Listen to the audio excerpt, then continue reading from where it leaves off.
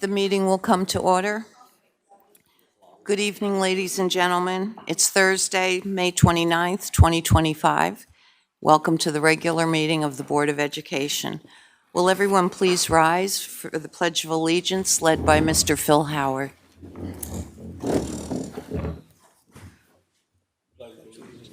the flag of the United States of America and to the republic for which it stands, one nation, under God, indivisible, with liberty and justice for all. Remain standing for a moment of silence, reflecting on the things that are going on in our world and our country today, and those less fortunate.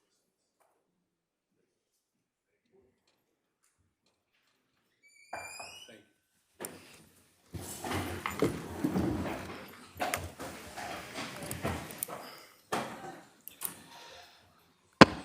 you. Roll call, please. Ms. Christine Bello. Here. Ms. Thomasina Bello. Here. Ms. Mackenzie Boucher. Here. Ms. Victoria Boucher. Mr. Bergarelli. Here. Mr. Duray. Yeah, here. Mr. Howard. Ms. Politi. Here. Mr. Stewart. Here.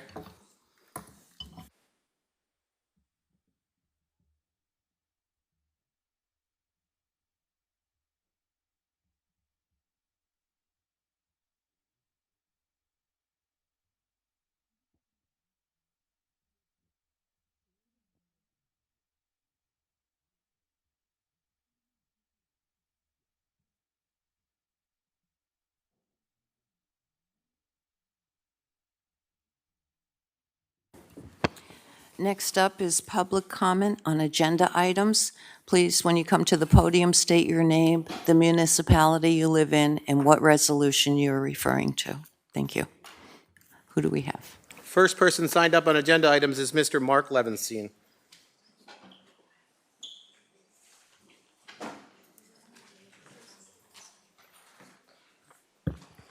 Good evening, all. My name is Mark Levenstein, and I live in the town of Newburgh. I have a couple of agenda items I wish to speak to. The first is Resolution 6.1 to adopt changes on the board's public comment policy. Proposed changes include lowering the speaking time from 5 minutes to 3 minutes, moving the comments on non-agenda items to the end of the meeting, which might be late. And what I truly do not understand is the elimination of statements known to be false. Who will be making the ruling on statements known to be false? Will it be the board's attorney? Will it be the board president? Will it be the superintendent? It is quite obvious that these changes are designed to stifle community comments and engagement, like what happened last week. Last week, the board majority voted to discontinue and postpone a meeting that was in progress because they did not want discussions about certain subjects before the school board election. And the reason given was because of social media falsehoods. It is crystal clear that the intention of this board majority is the elimination of public speaking comments altogether, as they have stated numerous times that public speaking comments are not a legal requirement. Another item I wish to speak to is about the employee chaos plan being presented tonight on the Human Resources agenda. Items 7.2, 7.8, 7.10, 7.11, along with last week's item, does the following: terminate one employee, rescind the hire of 2 curriculum writers, abolish 20 positions in 17 employee categories, including 7 NTA teachers and 13 administrative positions, and transferring of 3 building principals. These are vital positions, and we know why positions are being abolished, and we know why firings are happening, and we know why employee transfers are happening. It is not about efficiency. It is blatant retribution, revenge, and retaliation. It is not just misguided, it is vindictive and destructive. Please do not accept the excuse that they are vacant positions and they're being obsoleted. That was not acceptable to the Clear Choice Coalition last year. And let us remember that the unanticipated funds the district received last year created the opportunity to fund these positions and to cover the deficit in this year's budget. So I implore you to examine the April 22nd BOE meeting. It is available to view on the district websites. There, 2 board members of the Clear Choice Coalition, along with another board member, spoke passionately about not removing these positions and how they would be harmful to the district if removed. So, again, I can't read the name, but a Clear Choice Coalition vice president board member introduced a resolution to save these administrative positions. I ask that the Clear Choice Coalition members do the right thing tonight and honor what they fought for on April 22nd and not go along with the chaos agenda being put forward. Thank you.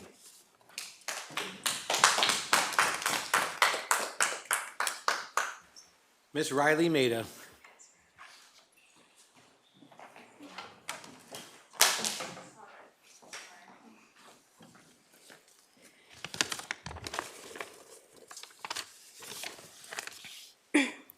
Hello, my name is Riley Maida. I live in the town of Newburgh. I'm a senior at NFA Maine, and I'm here today to speak about agenda items 7.9 and 7.10. I've spoken about this specific issue before, as have many of my peers, and some of what I'm about to say has already been brought up, but I think it's important to reiterate. This board's agenda tonight is a way to sneak through staffing additions and cuts that were specifically excluded from the final budget that both the board and the public voted on in the last 2 weeks. This is a blatant attempt by the acting superintendent and anyone who votes in favor of these resolutions to nullify the community's budget vote and push through changes both the public and the board opposed when it was initially put forth on April 22nd. The date that these agenda items are being voted on does not go unnoticed, and it seems to me and many others I've spoken to that the reason this item is on the agenda tonight is that so it can be voted on while certain members still hold the majority. To all of our knowledge, the only thing that these firings are based on is personal vendettas and not on any structured evaluations of the individuals impacted or analysis of overall district need. Rather, it's just because the inexperienced acting superintendent seems to think that acting unilaterally, without having all of the information, is effective leadership. She hasn't even been in her role long enough to fully understand what the people in these positions actually do. So now that the board majority is changing and the acting superintendent's future in the role is even more uncertain, this seems like a blatant attempt to subvert the will of the voters.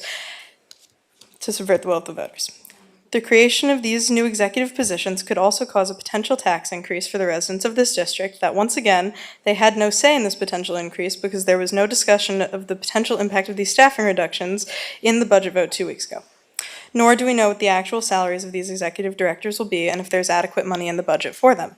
And beyond all of that, there's a human cost to these underhanded attempts to push through changes that weren't acceptable enough to even make it onto the public budget that was voted on. Like others, and like I have in the past, I want to talk about the communications director. The first time I met the director of communications, I was around 10 years old. I was in 5th grade at Meadow Hill School, the same elementary school from which she graduated, and she was there taking photos of our all-district concert. I don't think I talked to her that day, but I remember her and her camera, and I even still have some of the photos she took that night framed in my house because my family saved them from the district website. I met her again as a freshman in high school, again at a chorus concert, and that was the first time I talked to her. I thought immediately about how kind she seemed, and my peers and I could all tell how much she cared about the work that she was doing. The possibility of eliminating her position and firing her is a travesty. In a district with a mostly negative reputation, the idea of removing one of the only people who tries to paint it in a positive light is ridiculous. If I could ask all of you to take a minute and look around at the photos that line the walls of this room, I want you to guess who took those photos. The second layoff I would like to speak about on this list is the Director of Middle Level Education. Now, I've only met this woman recently, but it has become increasingly apparent to me that she is an incredibly experienced educator who cares deeply about her students, her district, and her job. We met for the first time about a month ago at a community stakeholder meeting about changes to the Code of Conduct, and I had the privilege of sitting at a table with her, along with other administrators and central office staff, where we were able to have a conversation about restorative justice. Since that meeting, my peers and I have talked with her a lot, including at all of the board meetings we've attended, and I can confidently say that she is someone who cares about the district, the schools, and above all, the students. And I really wish I had the time to stand here and talk to you about every single person on this list and the essential role that they play in our district, but I only have a few minutes left, so sadly I cannot. Suffice it to say, each of them are human beings who have contributed immensely to our community and deserve to be treated with dignity and professionalism. Leaving them in this limbo where their jobs are secure one week and not another, and where the whims of a brand new and experienced acting superintendent seem to be the only metric to justify these decisions, is not only poor leadership, it is also going to get the district sued. Again. I do have a question before I wrap up, and it goes back to something I often say. You all campaigned on transparency, and yet every time we ask you for your reasoning behind these decisions, you stare at us blankly and you refuse to answer. Now the acting superintendent does the same. To our knowledge, you haven't even told the staff members themselves why they're being let go, let alone the public, and you haven't explained why we need more executive-level positions and less directors. The board already decided to put forth the budget without these changes, so shame on anyone who votes to do so now. And this is my final plea, is just that you consider what me and my peers have said and are going to say here tonight. Everyone in this room cares so deeply about these administrators and central office staff and believe that they all deserve to keep their jobs.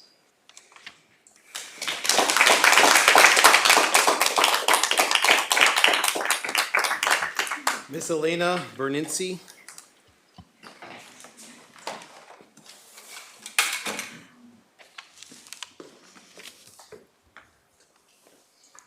Good evening. My name is Elena Beringi, and I'm a senior at NFA's main campus. As many of you have seen, my fellow classmates and I have been attending these board meetings for the past couple of months to figure out what is happening behind the scenes in our district's decisions making. I'm here today to talk about agenda item 7.9 and 7.10. I just have one simple question: why? Now, I understand that sometimes with the way our economy is, there have to be cuts. Every time someone has come up to this podium questioning why certain people on that list are getting cut, for some reason, everyone suddenly becomes silent and responds with, "We don't know how to answer your question." Why fire these directors to hire executive directors who will have a higher salary than those in the current positions? Please make it make sense. Once again, and as I have previously said in my April 8th statement, I'm here to talk about one person in particular on this list. Our Director of Communications does nothing but be there for every single student. I beg, please spend 5 minutes with her at any event and you will see exactly what she does. She doesn't just sit behind a computer screen handling the media, going through photos, and posting on our district website. According to agenda item 7.9, you are abolishing pedagogical positions. Although she isn't an educator in the classroom, all the students she comes in contact with is her classroom. She does nothing but teach students lessons about life, photography, or anything one's mind can think of. She shows up no matter what type of event it is. She is always there supporting the students and the district, making true connections that one will remember forever. I would love for you to follow her for a day and truly experience the type of work she does. Is it your goal for our district to just keep getting put down? Well, you're doing it right then firing her, because I know for a fact she wants to keep our district in a positive light. If you weren't aware, she is the definition of Newburgh. She is truly beloved in this community. If you were to pay attention, she walks 5 feet and she's hugging someone else. She grew up in the Newburgh School District and she is a product of the Newburgh schools. She shows up no matter how busy she is. She puts pride in being there and capturing moments that we really will cherish forever. The moment she enters the room, you can see smiles spread across all the students' faces. No matter if you're a kindergartner or a senior getting ready to graduate, who wouldn't love getting pictures taken of them with the person behind that camera encouraging them, even if it is just with her contagious smile? As I near the end of this speech, I hope every single one of you sit there and truly think about what is best for the district. I encourage you to take a moment and look around the walls of this room and look at the pictures of the NECSD scholars smiling. Without our incredible Director of Communications, this room wouldn't be filled with memories from past events. I hope something that I have stated resonated with all board members tonight. Thank you.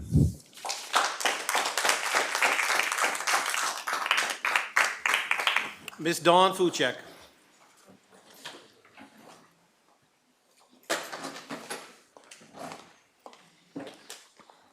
Good evening. My name is Dawn Fuchek, and I am a resident of the town of Newburgh, here tonight to speak on agenda items 7.9 and 7.12.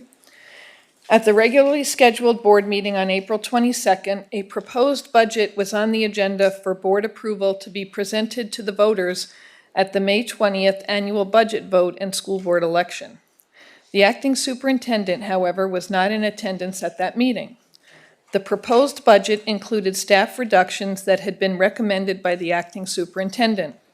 The board did not agree with those recommendations, and since the acting superintendent was not present to provide explanations, the board directed the senior staff in attendance that night to restore those positions in the budget and return with a revised version. That revised budget was presented and adopted at a special meeting held on April 24th in order to remain compliant with the state law requiring that school boards adopt a proposed budget at least 7 days prior to the public budget hearing. This timeline ensures that residents have enough time to review the budget and prepare questions in advance of the public hearing, reinforcing transparency and community engagement. The budget adopted on April 24th included all the positions the board had directed be restored. A public hearing was held on May 13th. However, during that hearing, no responses were given to basic questions about the budget. Community members were told that their questions would be answered in writing before the vote, but to my knowledge, that never occurred. Despite these concerns, the community voted on May 20th and passed the budget, which included all the positions restored by the board. Yet tonight, these very same positions are listed once again to be abolished under Resolution 7.9. This is not what the community voted for or approved. You were elected to represent this community, and this resolution directly contradicts the will of the voters. Additionally, Resolution 7.12 proposes creating 7 new central office positions, which seems to somehow be to replace these being eliminated under 7.9. In doing so, you are replacing unionized positions with non-union positions. What message does this send? Should all unions be concerned about the security of their roles? I refer to you to a letter that you all received from the School Administrators Association of New York State. And I quote from this letter, "Please be advised that should the district proceed with the proposed agenda items outlined above, SANES and NSAA intend to take legal action against the district, including but not limited to, for the bad faith abolition of the NSAA titles under the education law, the improper transfer of bargaining unit work under the Taylor Law, and for retaliation against the NSAA members for their participation in union activity and advocacy, and to seek any and all legal remedies available, including monetary damages suffered by NSAA members by reason of this district's unlawful actions." Again, these decisions that you're making are opening this district up to huge litigations and that will cost your taxpayers enormous amounts of money. I'm also particularly troubled by the proposal to replace the Director of Communications with a communications strategist in a CSEA position. In a district of this size, really, this decision is quite puzzling. I've previously asked that the district share with the community a clear explanation of the rationale behind these changes, the data informing these decisions, and how they benefit our students. I'm still waiting for those answers. I'd like to remind all of you that just because you can do something doesn't mean you should, and just because something is, quote, legal, doesn't mean that it is right. Thank you.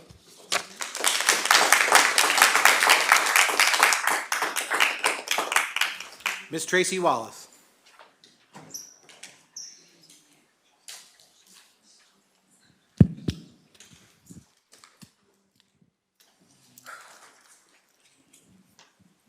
Hi.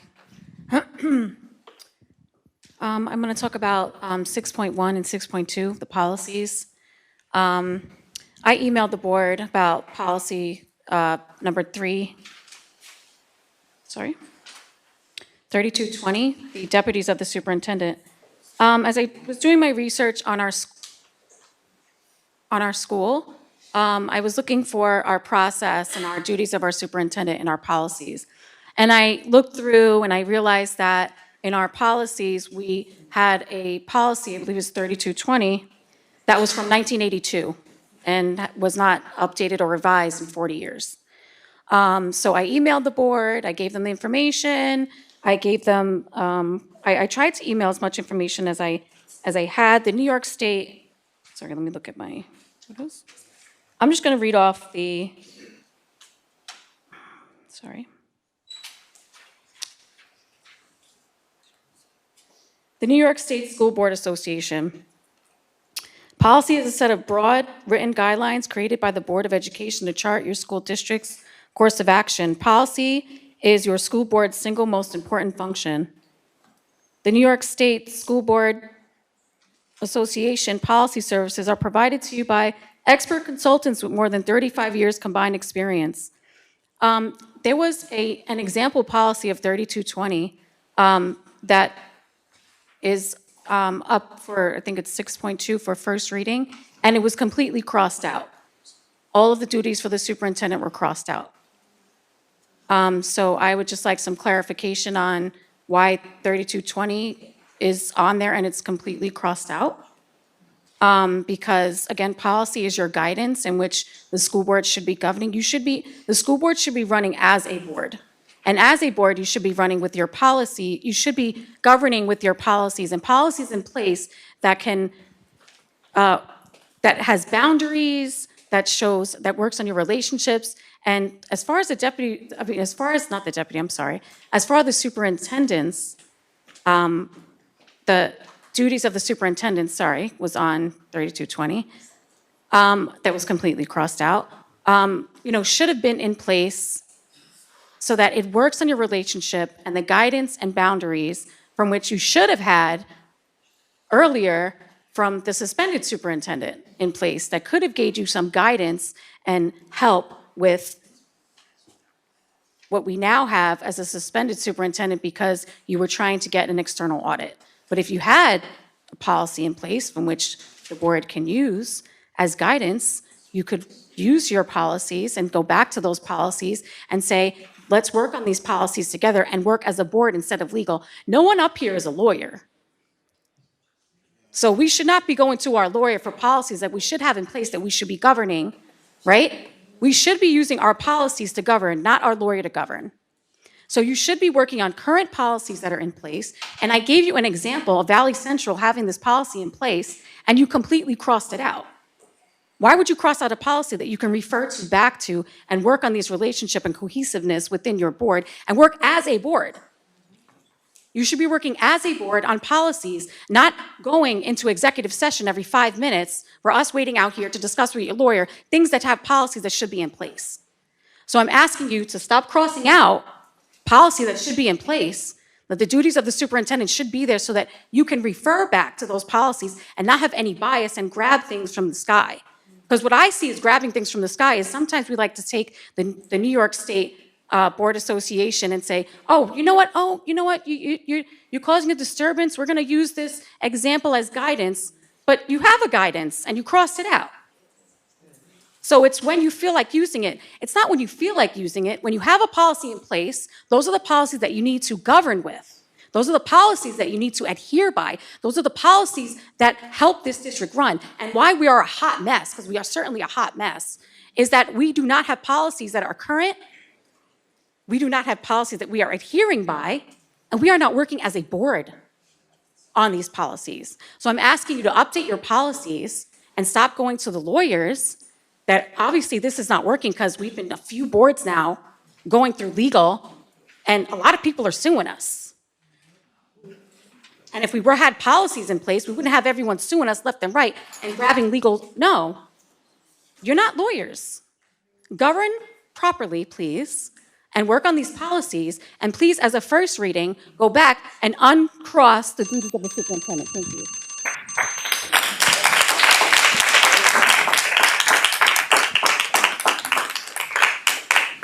Mr. Dennis Grant.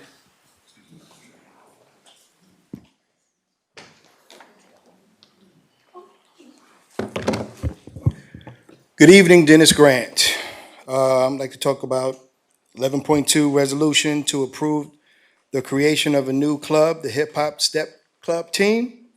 I sincerely encourage you to give strong consideration to the application. I hope you took the time to read the reasons they shared. It appears they speak from the heart. Dance is a powerful form of expression. And while their background may not include formal training like ballet or jazz, it's clear they would bring genuine passion, joy, and willingness to learn. What they lack in technique, I'm sure they more than make up for it in spirit and dedication. Welcoming them would not only give them a space to grow, but it would also allow us to witness the beauty of their hard work and energy at our sporting events. Let's recognize that drive and vote yes today. Also, I'd like to speak about 6.2 resolution, the New York State School Board Association Policy Review, Duties of the Superintendent, Policy 3120.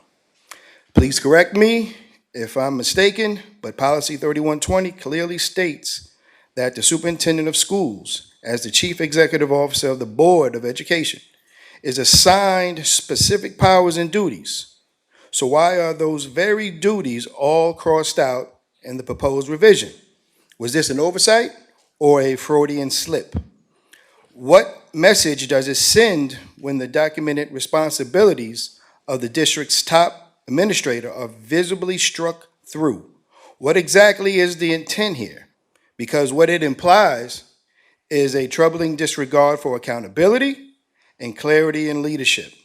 And I have to ask, how much governable debris are we willing to leave behind for the incoming and returning board members to clean up? Thankfully, we have the CTE building progressing as a beacon of hope, because over the past year, governance under this board has resembled little more than institutional rubble. 6.3, also want to talk, that's in the board president section. It looks like the board claims to want a student member to promote inclusion, understanding, trust, and respect. Yet those very values are often absent among yourselves. You speak of learning from the student voice while refusing to learn from one another. You claim to uplift student expression, yet suppress the voices of your fellow adult board members. Some appear more interested in performing maturity when a student is present rather than practicing it consistently. The titles you hold mean nothing without the character to back them. True leadership doesn't depend on who's watching. It shows up even when no one is. Understand this, the presence of the student on this board won't magically make you an adult. That growth has to come from within. And from what we've seen, this board seems more focused on reshaping the district into a model of hypocrisy than one of progress. Thank you.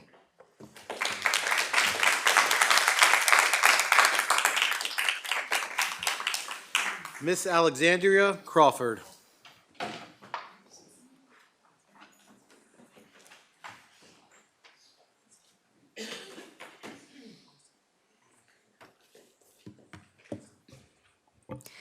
Good evening. My name is Alexandria Crawford, and I live in the city of Newburgh, and I'm addressing agenda items 7.9 and 7.10.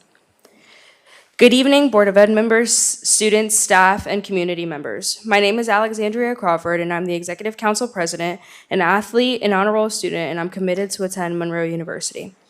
Over the past few months, my peers and I have spoken at these meetings, pleading with you to reconsider agenda items 7.9 and 7.10. Is also known as the pink slip situation.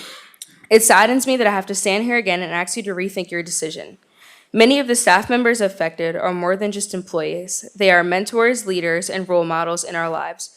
Personally, the director of middle-level education has made a major impact on me.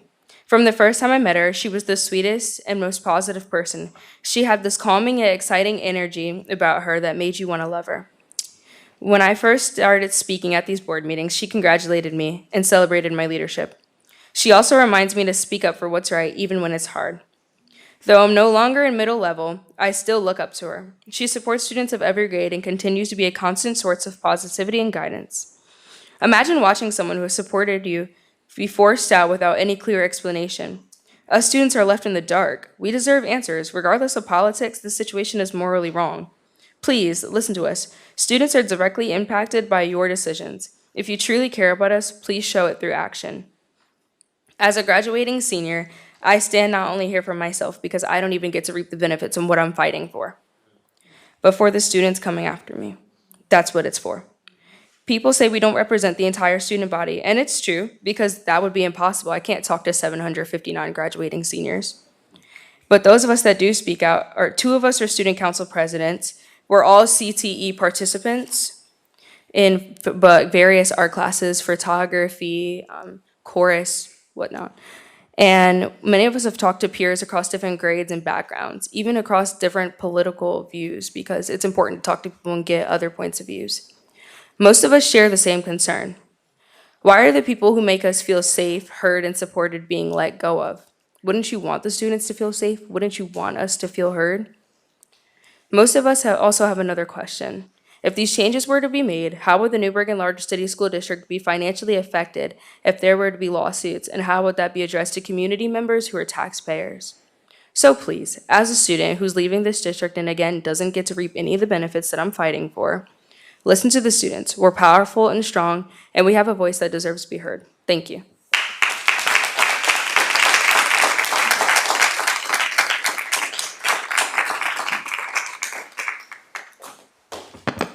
Just a minute to make a clarification. The one policy was the duties of the superintendent. It's policy 3120. And I shared your same concerns. The policy committee members did not cross out all those things. So when I picked it up to read it, everything was crossed out. I asked our attorney why. And it's because it's basically redundant, because everything listed there is guided by statute. So she said it was unnecessary. So don't think that it was us that crossed all that out. Everything is required by law. So maybe, Mr. Shaw, you could speak to that a little bit further? Policy has to be consistent with law. The duties of the superintendent of schools are set forth in the education law. There are also supplements to that in the superintendent's employment contract. So that's what governs. There cannot be inconsistency in policy with statute. So that's the reason why the crossouts, although it appears as if it leads to a lack of accountability, there is the statutory accountability and the accountability based upon contract. Madam President, there's still 4 minutes left in public comment. There's nobody else signed up. Would anybody else like to comment on public comment on agenda items? If you would like to comment on agenda items, please come to the podium. I'm signed up. I sent an email yesterday at 4. Please come to the podium. Thank you. I'm signed up on non-agenda items also. I signed up at the same time in case you missed it. I appreciate it. So I don't have a lot to say on this. I was going to speak on 7.9 and 7.11 as well. I think the kids probably beat me to a lot of what I said, but I'm going to call this what it looks like. And first of all, I'm going to say that I don't know how anybody who votes in favor of this tonight is going to possibly argue that they're acting in good faith as fiduciaries of this school district. This is a blatant attempt to undermine voters and create financial and legal havoc for the district. I also want to call this what it looks like, which is union busting. So when you're trying to eliminate 25% of the administrators union to create 7 executive level non-union positions who are going to do at least some of the same work and probably 50% of the same work, which would be a problem. I'm not sure what else you would call it.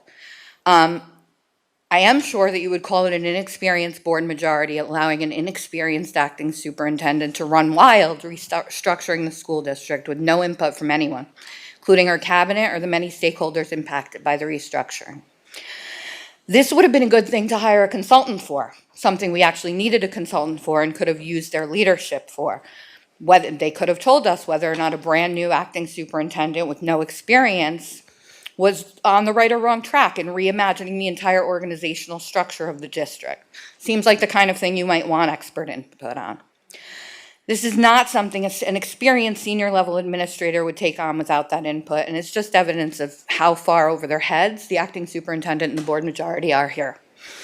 So the union will probably be able to sue, and then we have all of the individuals who would actually lose their jobs because of this, who will also probably sue. The fiasco that has just been this process all but guarantees it. You're telling people, you're laid off. Just kidding. You're not laid off. Wait, no, really you are. And by the way, There was no process for deciding on what positions are created or eliminated other than the superintendent's thoughts she doesn't feel compelled to share. So ignoring and refusing to answer legitimate and thoughtful questions from the board members during regular meetings is also super professional. So if these people lose their jobs, we can add the cost of litigating all of this on top of the walking litigation costs that is our acting superintendent. So I hope anyone who's considered voting for these agenda items feels confident enough, and I'm talking to you board members, feels confident enough in their vote to assume personal liability for their decision-making. Because you're only shielded from personal liability when you act in good faith as a trustee. Not sure you get the benefit of assuming good faith if you vote to intentionally subvert the will of the voters and burn the district down on your way out the door, because you didn't get your way. So I hope you'll rethink this. Thank you.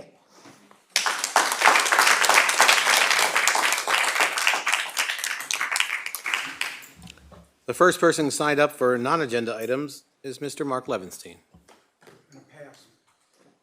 The next person signed up on non-agenda is Ms. Dawn Fuchek.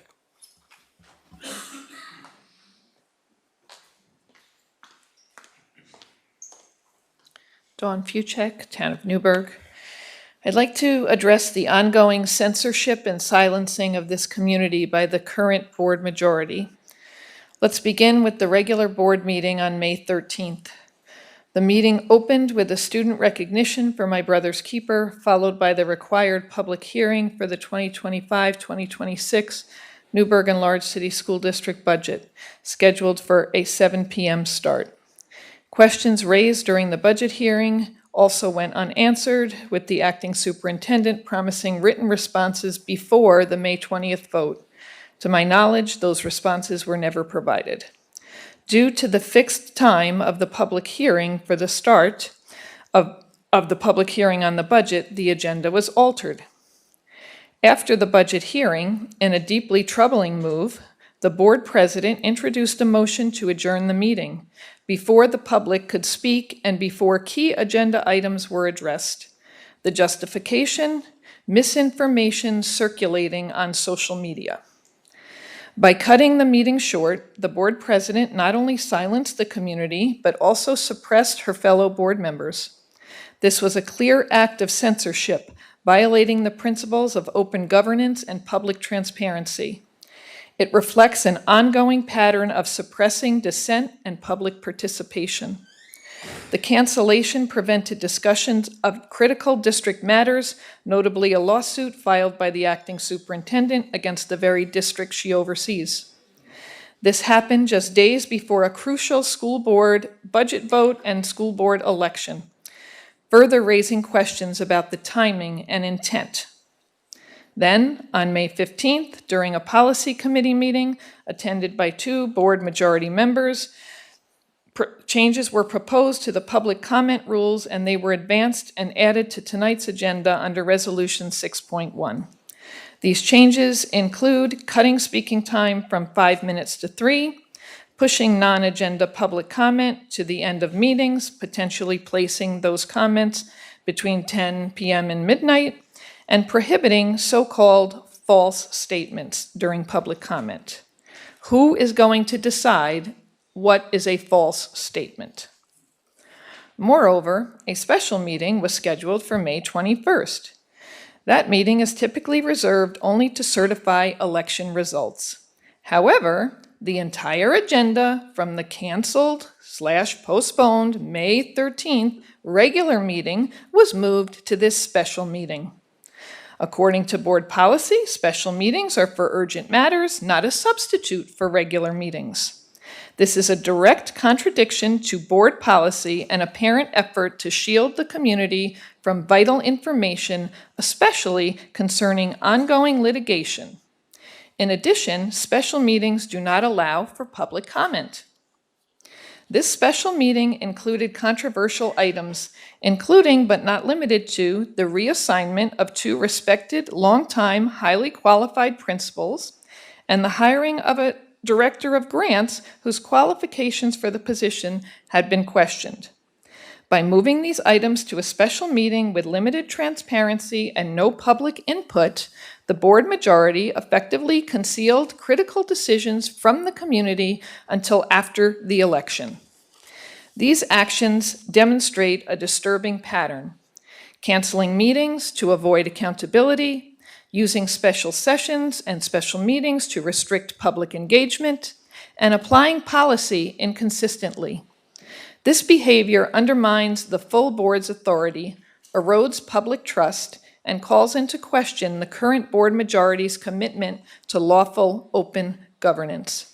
The current board majority is deliberately engaging in censorship, betraying the community that they were elected to serve. Thank you.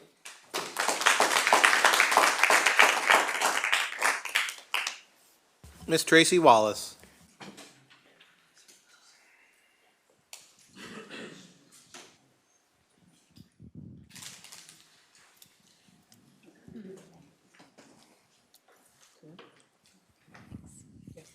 Hi. I wanted to talk about data. So oftentimes I've heard the deputy superintendent go over data for our district.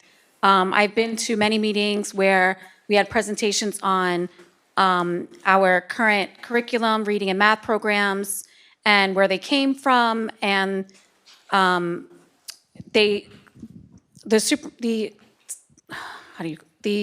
hate to say suspended superintendent, but the suspended superintendent had put in place reading and math programs that were research, data-driven programs into our district. And oftentimes with data that we don't discuss, the second piece of data, is how long does that data take for us to see improvements in our district? And oftentimes it's not overnight. It takes years for these implementations to take place. I have heard many presentations done by our deputy superintendent, done by Ms. Roaring, who's not here, many presentations on them answering questions from the board on our current curriculum and our data. And I see a lot online of we're wasting millions of dollars on these curriculums. Well, these are data-driven, successful reading and math programs that were implemented into our school, and that took a team to do so, a really great team that I admire. And it takes time for those students, for those reading levels and math levels to go up. Graduation rates, there's not just one reading program or one math program that is going to raise the grades of our district. There is a lot that goes into our district. And I didn't want to add restorative practices. I wanted to stay on data, but there is multiple avenues in which we need to work with our students in each of our buildings. We have great success in some buildings, and whereas some buildings need help and assistance. And so there are many, many different reasons for that. But data I wanted to concentrate on because what I did see, but that the suspended superintendent is not here to answer my question, is that she did implement a reading program in Bonneville School, from which a teacher that I'm not going to name was supported that program. And so I just wanted to, again, she's not here to ask for that information, but what I'm trying to say is that I don't think that adding, I believe in, I did go to the science of reading, I did go to it, I could see how it's working in many other districts. I see New York City schools adopting some parts of science of reading, but again, there are science of reading and there are many different kinds of programs that we can implement into our schools that we haven't researched. Middletown has a different one. There are many different schools in our district that don't just have the one that we use, but there are multiple different ones that we can look at. But what I'm saying is if we add the science of reading tomorrow, let's say we're like, you know what, we're gonna vote, we're gonna have science of reading tomorrow, those grades are not gonna go up in 2 months. We're not gonna see those numbers go up. So for everyone to sit here and say, you know what, we don't care about reading. No, we do care about reading. We use data-driven reading curriculum in our district from which a team researched to influence to our kids, but if that's not working, then we have to work on that, working on that data and see what works and what doesn't work. But if we add the science of reading today, and I'm not talking against it, I'm just talking any curriculum, it's not gonna go up immediately. It's gonna take years for us to see that data. So I'm asking for people to just research their data, look into their data, and say to themselves, it's not that any former superintendent failed on any level. She researched curriculum, reading and math programs with a team is how she decided on that curriculum. She didn't just pull one from the sky, right? She did her research. There's data-driven program that we have in our curriculum, in our system. So I'm just asking people that are online that are saying, we're wasting money, we're doing this. It takes time for that data to grow. It takes time for us to get that data. It takes time for us to see where we fail and where we have our successes. And so I'm asking for the district, or not asking for the district, I'm asking for people to really do their own research and say, okay, if we implement something, does the whole district need to be implemented on it? Or can we work on a curriculum or work on something together where it's not going to impact the higher levels that we don't have this data yet because it's a study, because it's building blocks, right? So I'm just asking for the district to also do their homework when looking at the science of reading and the current curriculum that we have in place. Thank you.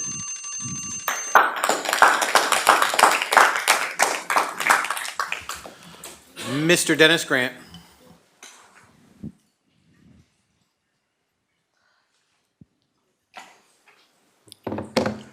Dennis Grant, City of Newburgh. There's no need to gloat after the vote. There is not a moment of this is not a moment of celebration, but of reflection, and most importantly, of accountability.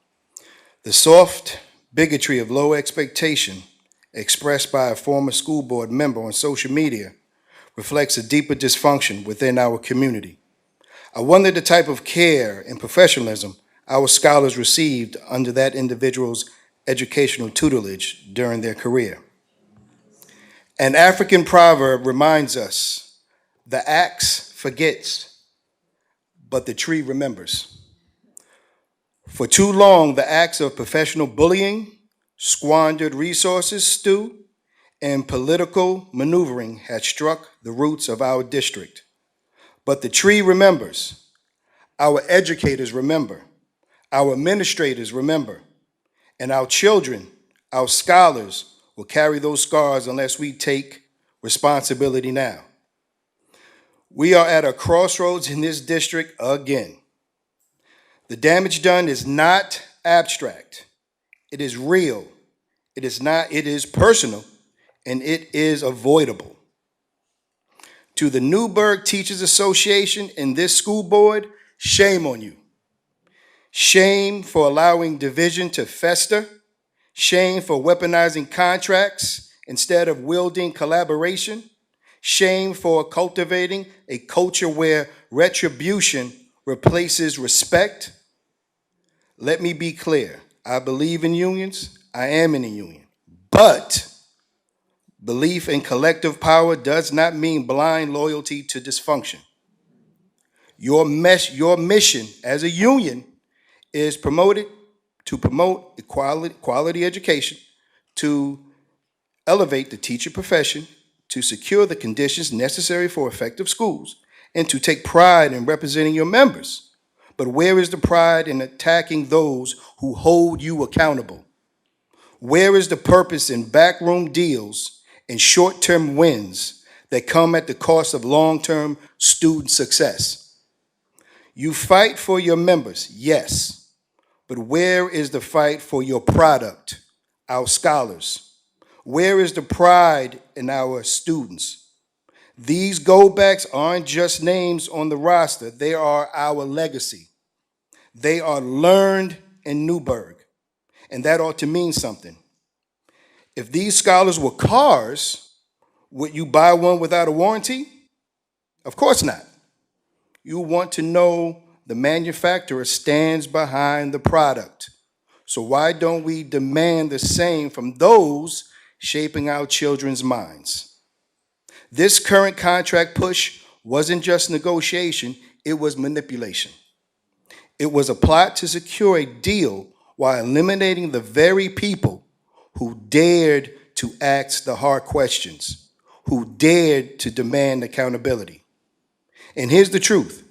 An unaccountable teachers union is not just a district problem. It is a community crisis. It stifles equity. It obstructs progress. and it dulls the very future we claim to fight for. But I'm not here to just assign blame. I'm here to issue a challenge to our community, our parents, to every stakeholder with a hand in the fate of our children.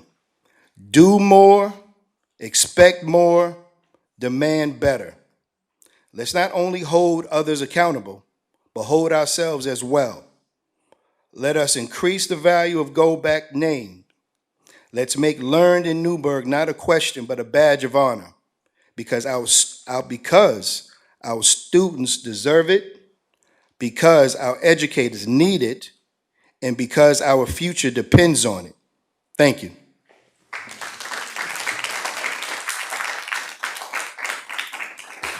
Ms. Sarah Maida. Thank you. So I made a list for this one. So I thought it would be important for us to talk about, or at least for me to talk at you, about how we got here as a board and how we got to tonight's agenda. So I thought the best way to do that is just make a bullet point list of what the board majority and the acting superintendent have accomplished since February 11th. That was when she stepped into the role. So despite what I have seen of the acting superintendent, which is her arrogance, her clearly apparent inexperience, and her reckless decision-making, the mess the acting superintendent is creating here is not her fault. It's the fault of the equally inexperienced and reckless Clear Choice Coalition who appointed her. She was unqualified when she was hired, and her inability to effectively do the job was a foregone conclusion given her lack of experience and terrible temperament for the role. Facts which would have been apparent to the board majority had they actually gone through an appropriate process to appoint someone to this role. Her actual appointment was on January 28th, and the way she was appointed is telling. So rather than have candidate search or interviews, an item was added to the agenda without requisite notice to the public, and the 5 members who currently compose the majority voted yes on the spot. Public comment was not allowed, which it turned out was the start of a tradition that they have made their own in the last few months, doing everything that they can to silence their critics, apparently. So we now know, through the acting superintendent's federal court complaint, that the board majority made the decision to appoint her knowing that there was an EEOC complaint pending and that the lawsuit would follow. They certainly could have negotiated her withdrawing the pending complaint when they were negotiating to give her a $117,000 raise, but why try and save the taxpayers a few more dollars in litigation costs? We're already racking them up like crazy. So what have the board and the acting superintendent been up to since February 11th when she got her $117,000 raise? They signed a contract with a budget consultant for $25,000 that we might as well rip up and shred because they showed up at a Zoom meeting nobody could hear, then gave a second presentation on a budget that doesn't exist, and now the board is trying to change after it's been voted on. So that was a wash. We've spent $330,000 on a forensic auditor with a board that I'm still not convinced knows what a forensic audit actually is. Both of these were done in special meetings, as has become a pattern with this group, and again, silencing their critics. And it allowed them to not disclose the cost of those two things until the special meeting, so they got to avoid public comments on the actual cost. So then, March 11th, we hire an interim associate superintendent for $220,000. April 22nd, we have budget presentation, take 2. The acting superintendent wasn't there. She was home, presumably making sure that her lawsuit that she drafted herself was ready to be filed on April 24th. April 24th, we had a special meeting. New budget, minus the staff reductions that are now back on the agenda. So, also April 24th, superintendent files her 3rd lawsuit against the district in federal court. May 13th, we have a budget hearing and a My Brother's Keeper presentation. Meeting is canceled, presumably, well, allegedly because of misinformation on social media, which is ironic since some of the people sitting here are only here because of misinformation they spend time spreading on social media, but I digress. So then we hear from another board member sitting over here that actually there was a threat that day, and that was the real reason the meeting was canceled. So I'd love an answer, since you're throwing your director of security under the bus, as to what's being done to investigate that. That'd be great. May 21st, Special meeting where you re-signed the principals of North and Main, these champions of teachers here. Have you talked to any of the teachers in those buildings about how they feel about that decision? I'm curious. We then, also that day, hired 3 new administrators, at least 2 of whom have a history of sudden resignations and lawsuits against their former employers. Which brings us to today, and the last-ditch efforts of a failed superintendent and failed board majority to make a bigger mess for someone else to clean up. I hope when you hear these in bullet points, all of you who have voted to bring us to this chaos, you hear it for the absolute absurdity the rest of us do. You don't have to double down on your many mistakes. You can start doing better today and maintain a shred of dignity you might have left. Thank you.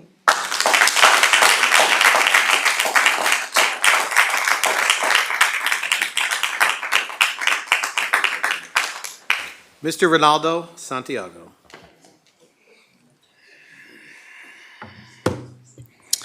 Good evening, Acting Superintendent, members of the board, Ronaldo Santiago, New Windsor.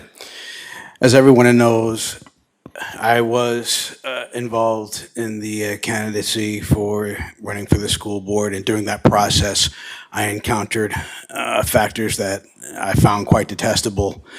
I found hypocrisy. I found electioneering on school grounds. I even found ballot harvesting. But none of these things could even come close to what I encountered as my role as a candidate. I had a family reach out to me because they felt that they were not being listened to. And they were hoping that I could help them and I could give them a voice, which is why I'm standing here right now. There was an assault that happened at Heritage Middle School on April 30th, the end of April. Mind you, we are almost finished with May. Now, this was an assault by a staff member on a student. And through what I was told from this family, the way that this has been conducted shakes me to my core. You see, this student immediately went to exactly who she should have gone to. She went to administrators, she went to the principal, she went to all the people who should have known. Now, this principal, for whatever reason, did not decide to inform the rest of the faculty or even the faculty that worked with this student what had happened. These people were in the dark. And mind you, this was no minor incident. This led to an arrest. There is currently a staff member, I'm not sure if he's still sitting in jail, but who was arrested and put in jail for this offense.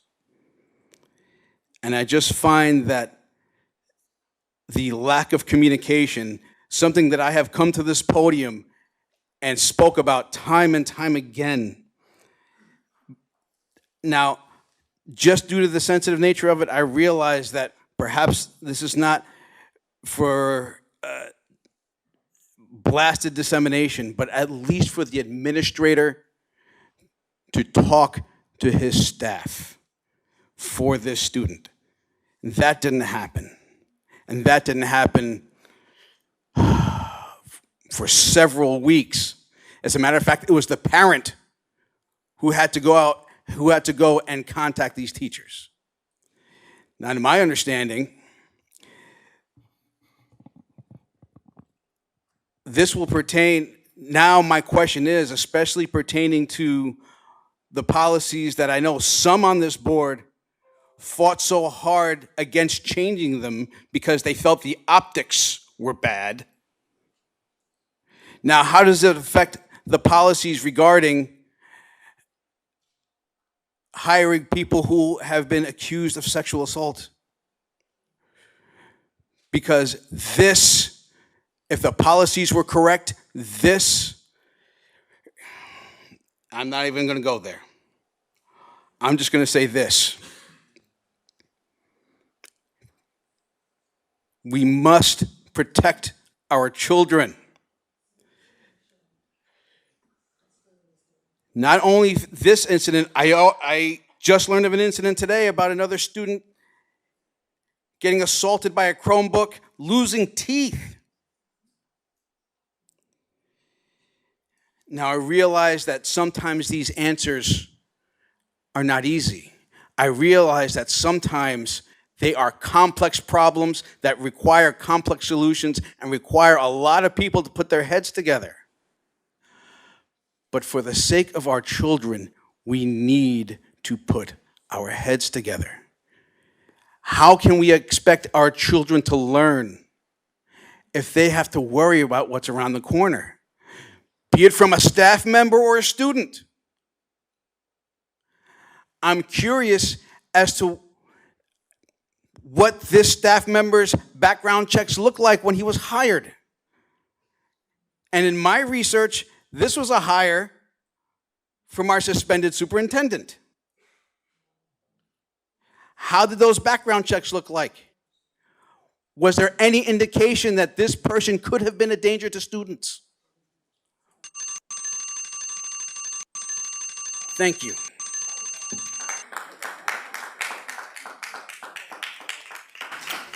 If there's nobody else signed up for public comment on non-agenda items, is there anybody else that would like to comment on non-agenda items? Please come to the podium.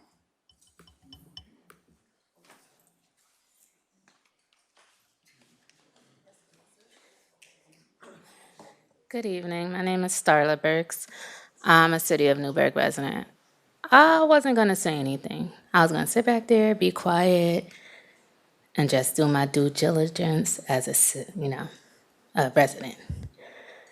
But any chaos or any uncertainty about anything in this district, far as hiring, teachers, staff, and all of that, the district is in an uproar and disruptive because the head is not together.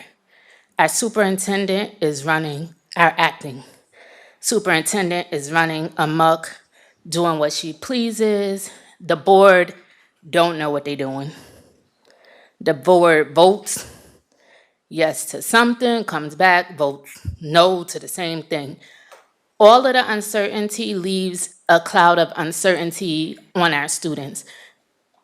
The acting superintendent, along with several board members, have not looked up at anybody who's come to this podium. You want something that's based on integrity? None of you have integrity. Because if this is what integrity looks like, it sucks.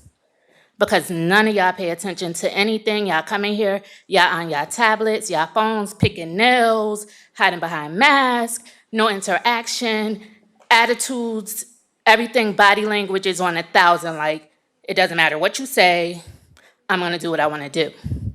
And at the end of the day, no life hangs in a balance but our students.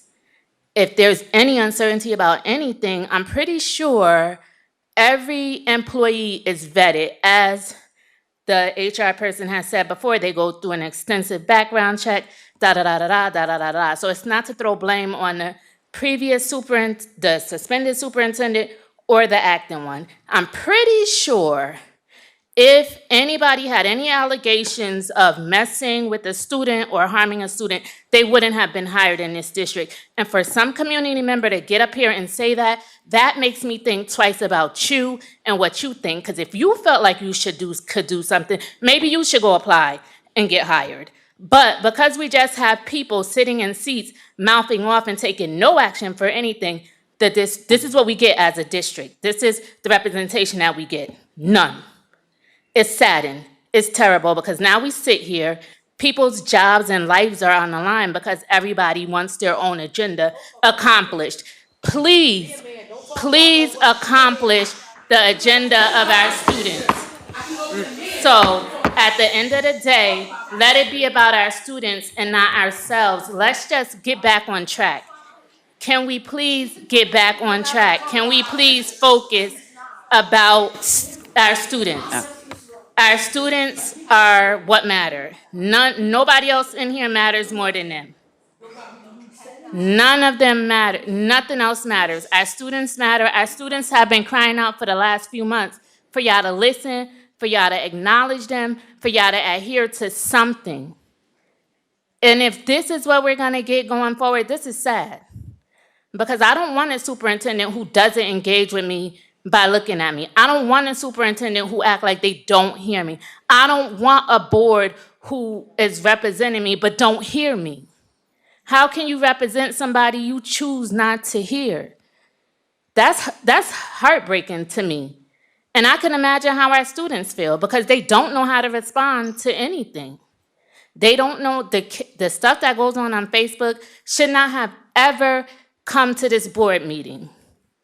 It shouldn't, in no way, shape, or form. But because you have active board members engaging on social media, choosing to expose this and expose that, that's why we're at where we're at. Take accountability, be adults. Let's get back to the heart of the matter, which is our kids' education. And let's make decisions based on that.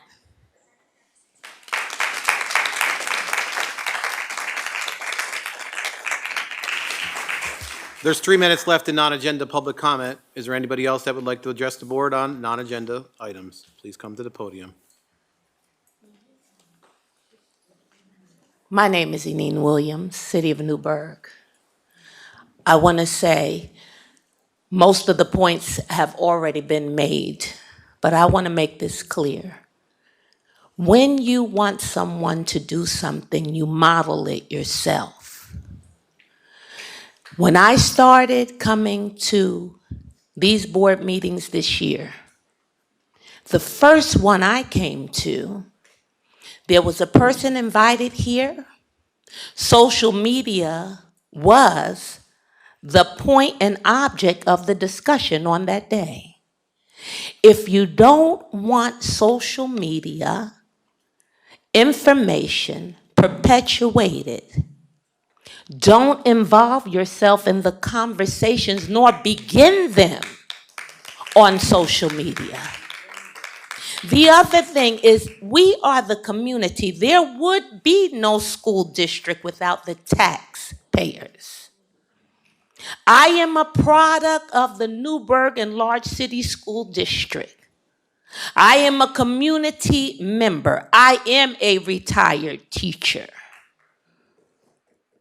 I know what it is to serve, and I am very disappointed by the actions. Here we sit, and many of you have been asked to lift your heads. One thing you always, if you want to be respected, you must show respect. Lift your head. What does it cost you? Lift your head up. Open your ears, even if you don't like what you hear. I'm a leader. Leaders have to hear what they want to hear and what they don't want to hear. What they agree with and what they don't agree with. It is time for you to hear the people in the community that you serve. And I'm talking to everybody here, beginning with this board that is currently sitting here. It is time for you to do something of integrity. Make, whether you're staying or whether you're going, whether you're entering or whether you're exiting, make it a pivotal moment to make a mark on your record that speaks integrity. It is very disappointing to hear how my tax dollars, my children have graduated from the Newburgh and Large City School District, and they've gone on to graduate from college. They're doing well. I'm proud of this district. There are a lot of things that have needed to be changed for many years. Some of them were put into effect, and now here we are. Instead of driving and going forward, we're in reverse. Why? Where is our superintendent? There was an investigation. You might not want to call it that, but that's what it was. There were people hired, and they came, and they testified to what was already presented by our suspended superintendent, our deputy superintendent, and those who serve on the board. There's been no accountability. When you do wrong again, acknowledge it. Don't sit and try to now dig a hole and stick your head in it and act like you didn't begin something. You begin a battle, end it. And end it right. And the disrespect that is shown here by some of you who are my age and older, you should be ashamed of yourself. You should be absolutely ashamed. I am appalled at what I have seen in this room. And that continues with your ignoring on purpose, proudly, sarcastically, arrogantly. It's time for a change. And yes, you too can make a change right now while you're here. And some of you still, you ask for apologies, but you've never apologized. And that is between you and your conscience. But I'm going to tell you, everybody going to reap what they sow.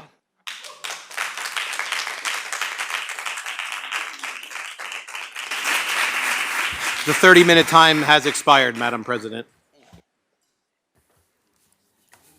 Number 4, the superintendent, Dr. Vaughn.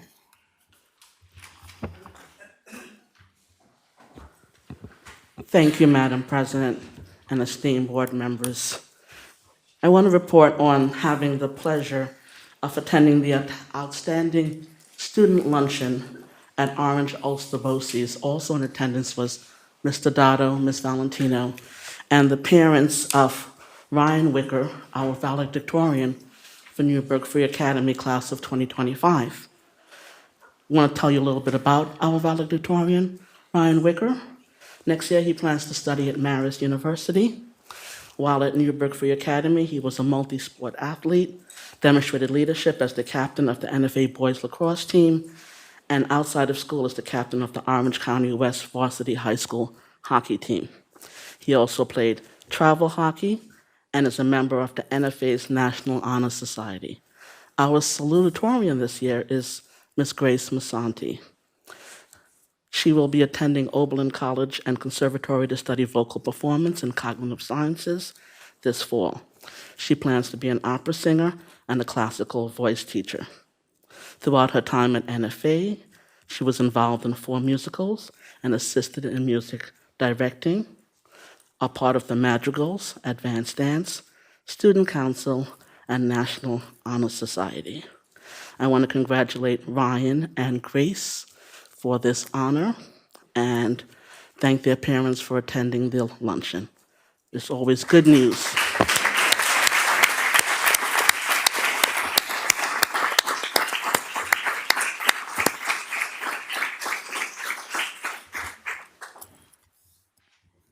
And number 5, I'll turn it over to the clerk of the board. Thank you, Madam President. I have the approval of the minutes from the May 21st special meeting.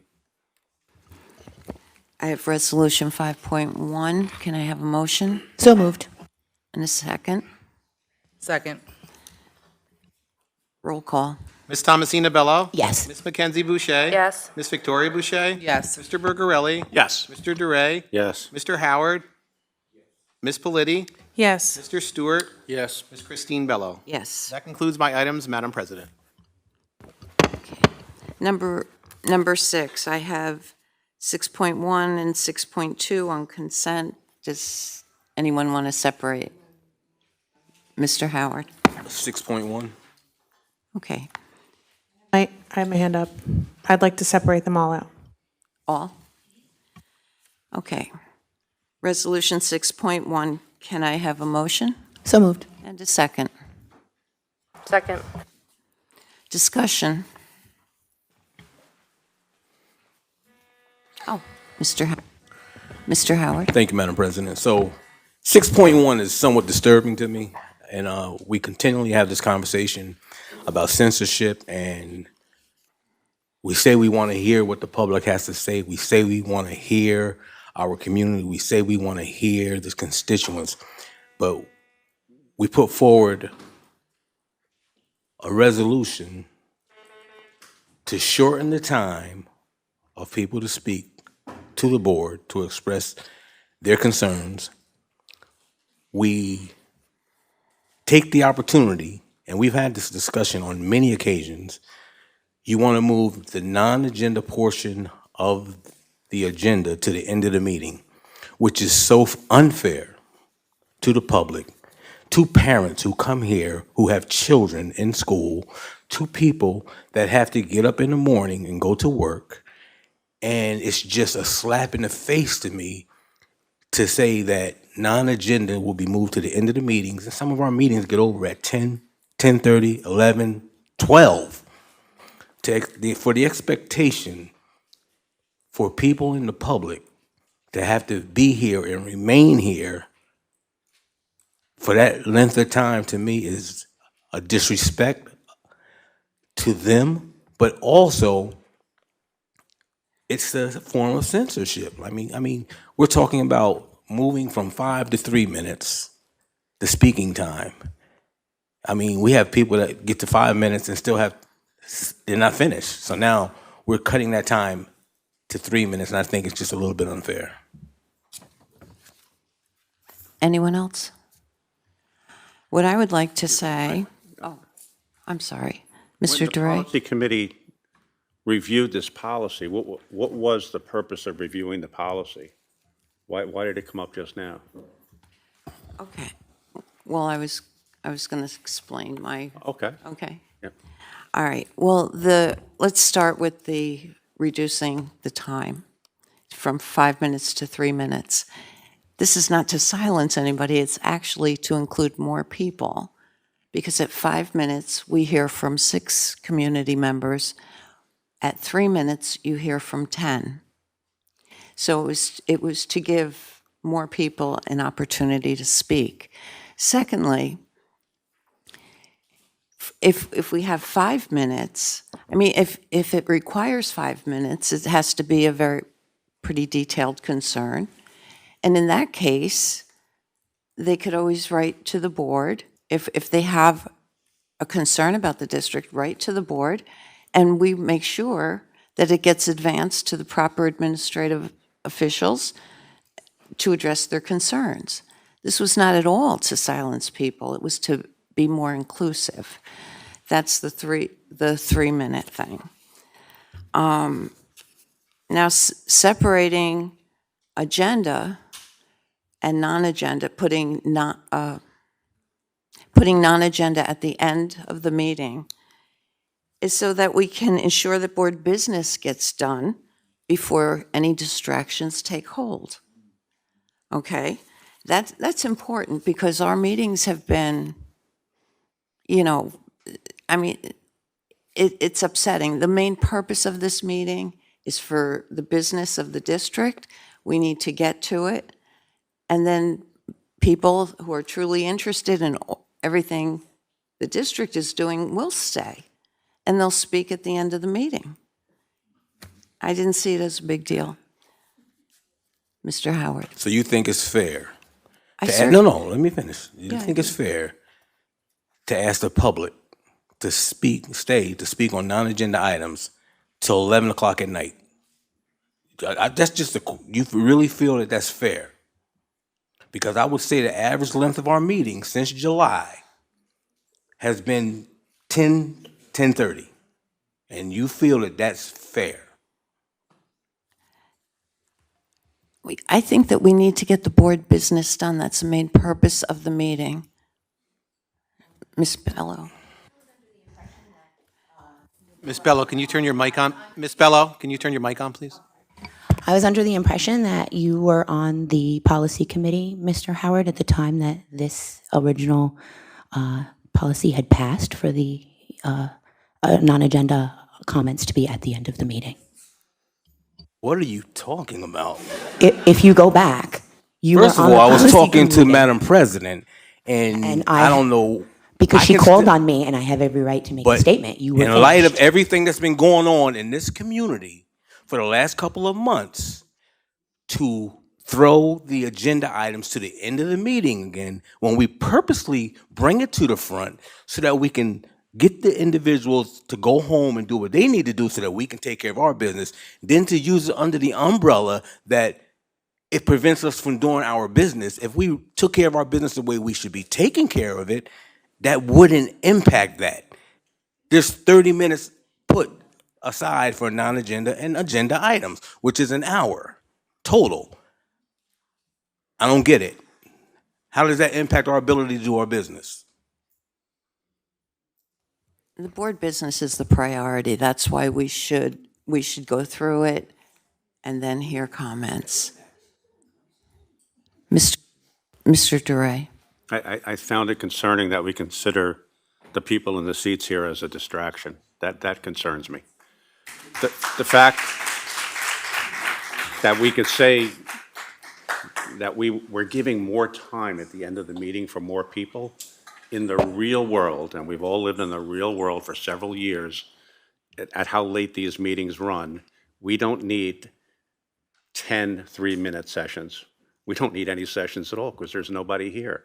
So it's difficult to understand that the real goal is to give people more time to speak, or more people time to speak, when there's never any people at the end of the meeting.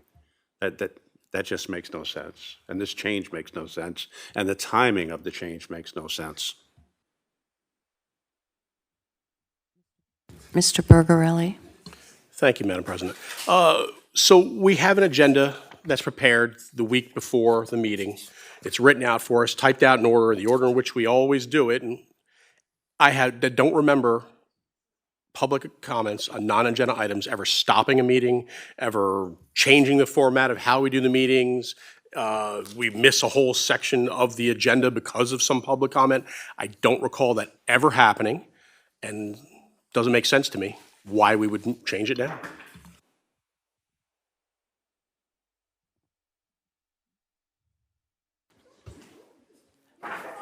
Roll call, please.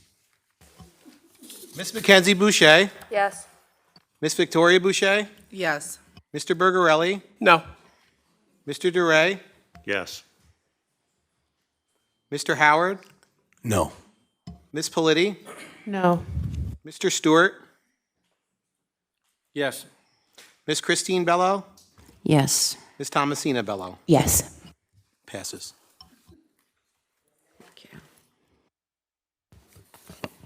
Resolution 6.2. Can I have a motion? So moved. And a second.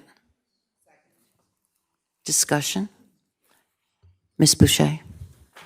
To clarify, NISBA provided these policy changes? Did NISBA provide these policy changes? Yes, they were provided by NISBA With our attorney. and reviewed by our attorney. Okay, anyone else? Okay, roll call. Ms. Victoria Boucher? Yes. Mr. Bergarelli? Yes. Mr. DeRay? Yes. Mr. Howard? Yes. Ms. Politi? No. Mr. Stewart? Yes.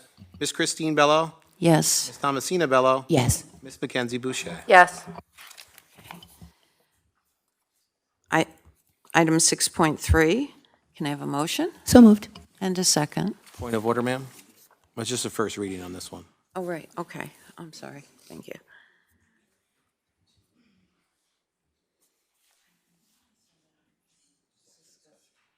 Okay. Okay. Any discussion on 6.3? Ms. Politi? Yes, why is it crossed out, good faith actions, mutual respect, and cooperative effort of all parties are essential to a positive and meaningful partnership in bringing about meaningful changes? Why was that crossed out? Those were recommendations from the attorney that they weren't needed?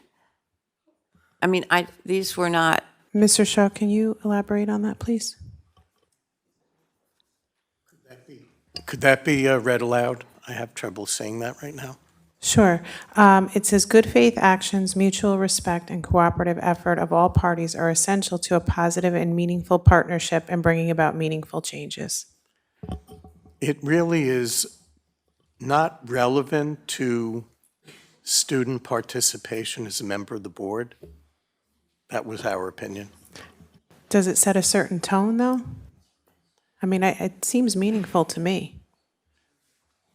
Well, this is under the ex officio student board member policy. I think that concept could be generalized to boardsmanship and not only appear here under student boardsmanship.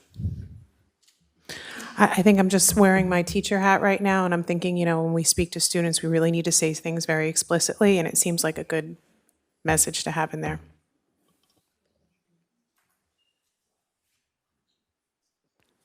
Is there any other discussion on this? Ms. Boucher? So at the policy committee meeting, I also emphasized that I believe the board needs to discuss how this student will be picked. So I think that's a discussion we have to have. There's a couple options in here, but I think that's the discussion that I wanted to have when we came here.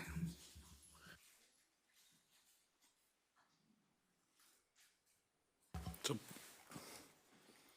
there was four possibilities, and the policy committee picked on page 2. The student board members will be selected by the high school student government. So that's the policy committee's recommendation. That communication, that's the policy committee's recommendation, has been sent to the student government representative at the Newburgh Free Academy, Ms. O'Neill.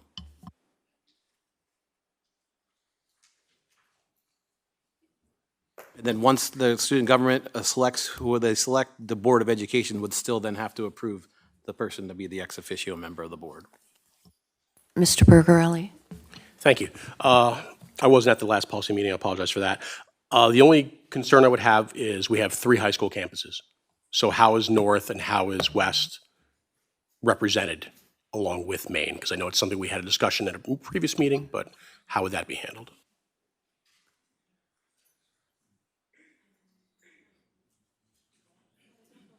I think we would have 3 members. Ms. Boucher? So that was also a concern of mine, is that we have 3 separate high schools. So I don't know how we essentially make that decision, but I think that we need to have conversation with student government and how they operate in 3 separate buildings, and then we can go from there. But I think that we need to figure that out. Mr. Howard? Yes, I think we have building principals here, but we can ask, but student government encompasses the entire high school, or do they have student governments in each? I don't think they have student government in each building. Am I correct? Okay, so student government will be inclusive of all 3 buildings. Thank you. Okay. Mr. DeRay? This is for Mr. Shaw. We're allowed to have more than 1 student, though, right? We could have up to 3, I think. You could have more than 1. You could have 3. Okay. Thank you. Mr. Shaw, would you care to excuse Miss? Can you speak to having 3 on a board with this amount of members? The question becomes, adding the student board members, they will have the right to speak to every policy that comes before the board, every agenda item. So now you would be dealing with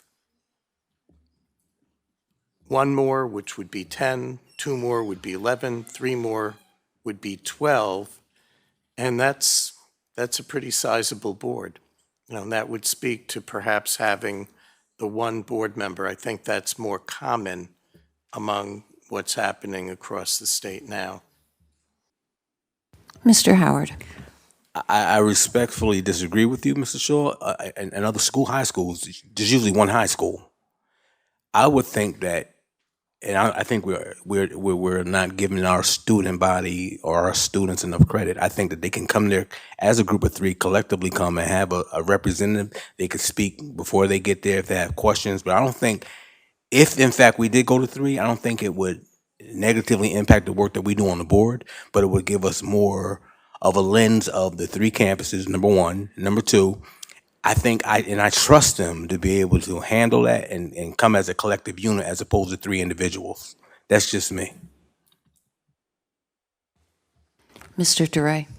So I'm a little bit confused because the board will have 3 student board members, 1 from NFA, 1 from NFA North, and 1 from NFA West. So what policy are we reviewing here? 1 or 3? So this is a first read, that's the point of it. So we discuss it and then revise it for the next policy meeting. So any verbiage in here we can modify. This was what was presented to us at the policy committee. The policy members did not make this up. This was given by legal, which is why I advocated for it to be a read and not a first and enforce. So that can absolutely be changed. That this was what was given to us. But that's the point of the first read, is to discuss it and fix it as we need to.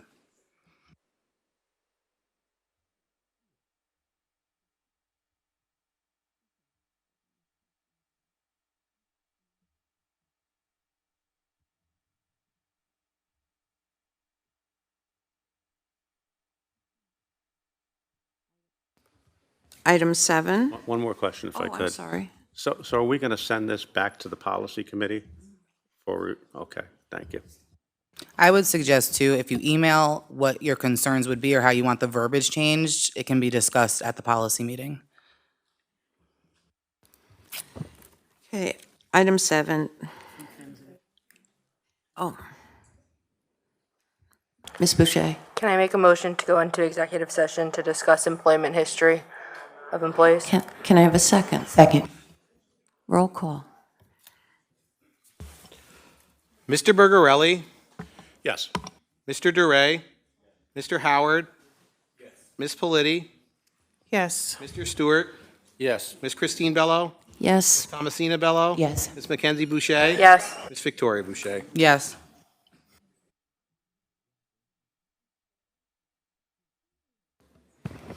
Okay.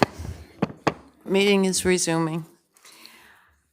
Number 7, the Associate Superintendent, Ms. Leamer. Thank you, Madam President. On the Human Resources agenda, we have items 7.1 through 7.12 for your consideration on consent. Thank you. Does anyone want to separate any out? Ms. Bello? 7.9, please. Ms. Politi? 7.2, 7.7, 7.9, 7.11, and 7.12. Okay, I have 7.2, 7.7, 7.9. What else? 7.2, 7.7, 7.9, 7.11, 7.12. 7.11, 7.12. Okay. Okay.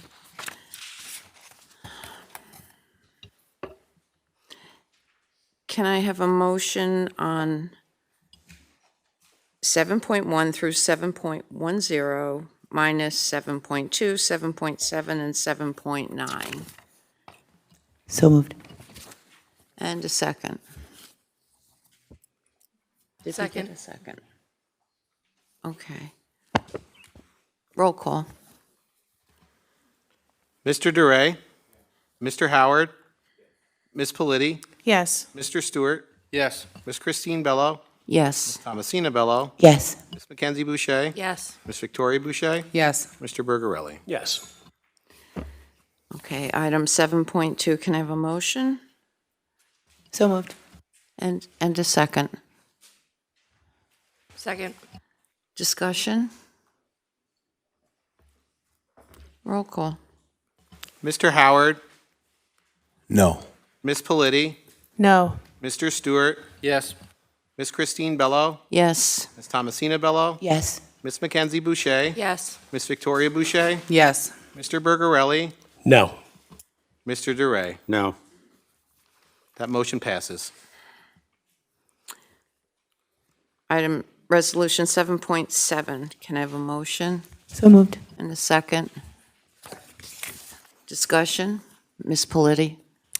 Yeah, so this resolution states that it is to rescind curriculum writing for chemistry, and I just want to know why.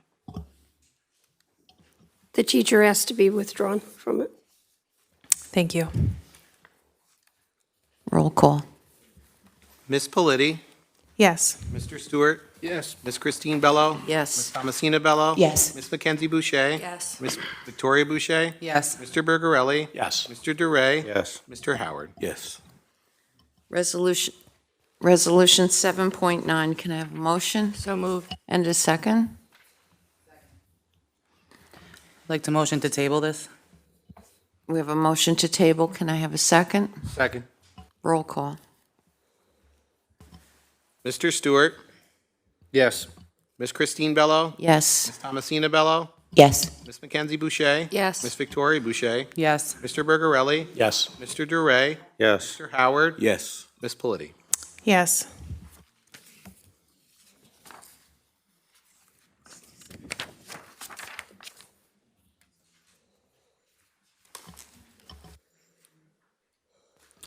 Resolution 7.11.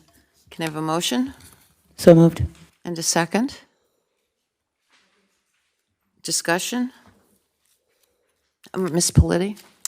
So I have to say about this appointment, I think it's very premature. I think it's very fiscally irresponsible. This is nothing about the candidate. The candidate should be pursuing upward motion, but to appoint a co-principal of a building that may or may not be open in September of 2026, now, in June, is very fiscally irresponsible. Mr. Howard? Thank you, Madam President. So I am a huge fan of Miss Ebony Clark, and don't misunderstand my reasoning here. My concern is I feel that this should have been done a little differently, like perhaps maybe a steering committee put together. We talk about this as being a flagship building. This is going to be something that's going to be part of our branding in Newburgh.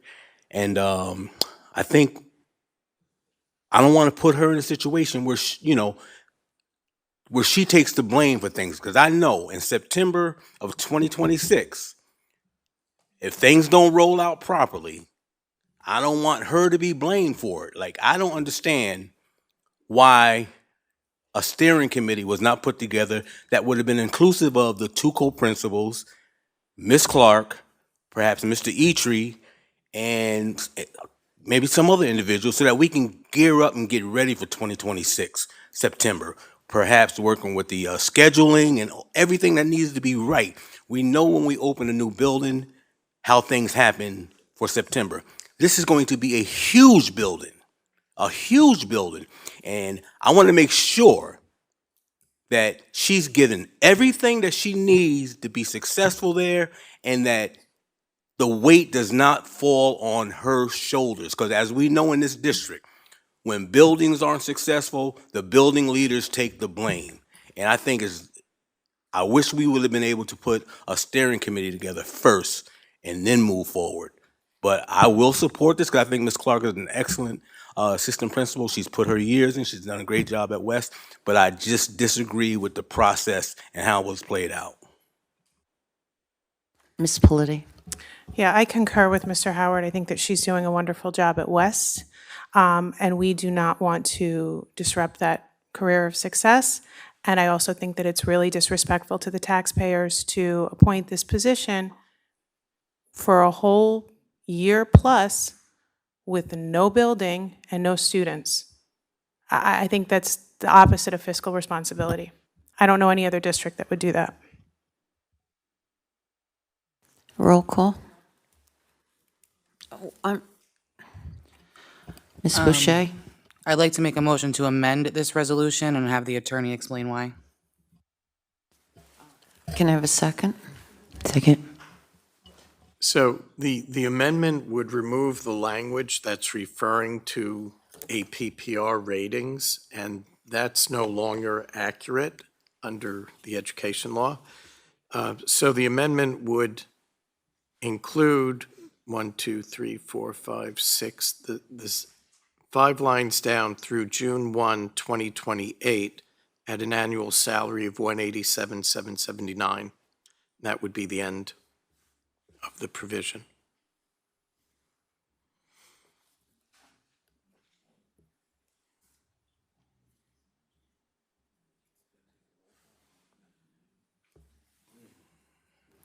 Roll call on the amendment. Ms. Christine Bello? Yes. Ms. Thomasina Bello? Yes. Ms. Mackenzie Boucher? Yes. Ms. Victoria Boucher? Yes. Mr. Bergarelli? Yes. Mr. Duray? Yes. Mr. Howard? Yes. Ms. Politi? Yes. Mr. Stewart? Yes. Roll call as amended. Ms. Thomasina Bello? Yes. Ms. Mackenzie Boucher? Yes. Ms. Victoria Boucher? Yes. Mr. Bergarelli? Yes. Mr. DeRay? Yes. Mr. Howard? Yes. Ms. Politi? No. Mr. Stewart? Yes. Ms. Christine Bello? Yes.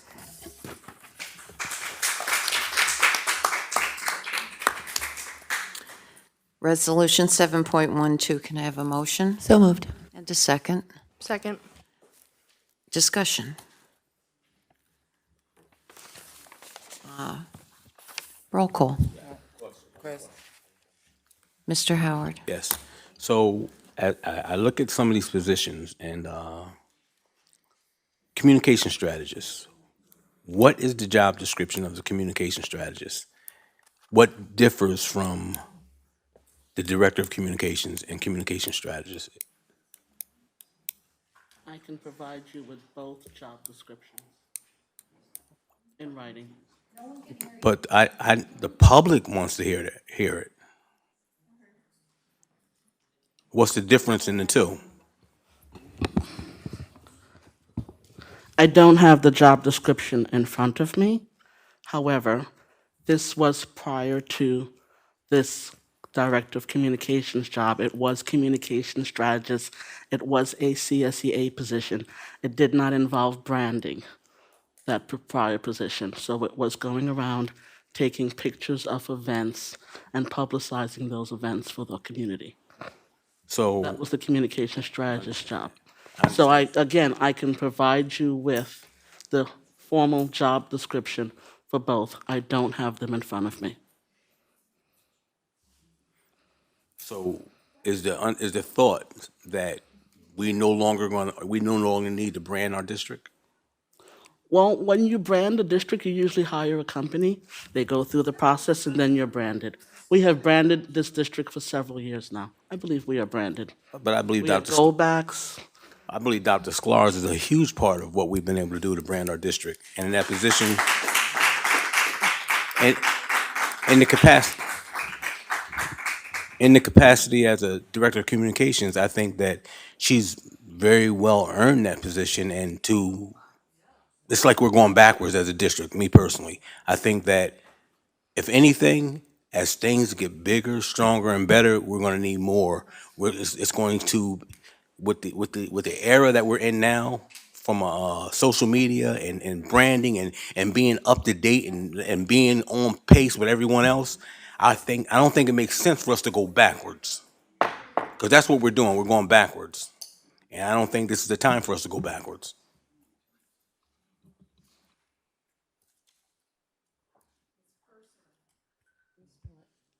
Ms. Politi? Yes, I also want to address the fact that we made a resolution on May 22nd that did not include these positions, and then they just magically came back out here again. I don't think that this is responsible. I think that this is a bait and switch to the community. You told them they were getting one thing and now they're getting another, and I also don't think it's appropriate to be doing this to the dedicated people of this district who worked here and committed their lives and their professionalism to this. I disagree with this. Mr. Howard? Yes. Also, the position for assistant superintendent pre-K, K2. So we already have an assistant superintendent elementary. So can someone explain to me what another assistant superintendent for pre-K2, which will take pre-K2 away from Dr. Donnelly, I'm sorry. And so now she's going to be the assistant superintendent 3 through 8 now. So is her job description being changed, or are we taking away some of her responsibilities? Pre-K to 2 is of utmost importance when it comes to children reading. It is my belief that we need a dedicated, focused purview for pre-K to 2 so that we ensure that our children are reading. 3 to 8 will be the testing grades, where they're going to read to learn and they're not learning to read. And then we have an assistant superintendent of secondary 9 through 12. So are we pulling from her job description? Because what does she currently do now, K2? Right now, as elementary, it is K to 8. K through 8, I'm sorry. Right, so it would be pre-K 2 assistant superintendent, 3 to 8, and 9 to 12. Okay, so I guess my question I'm asking, her job description for elementary education right now is K through 8. So is her contract going to be reworded? I'm not that. I'm pre-K 5.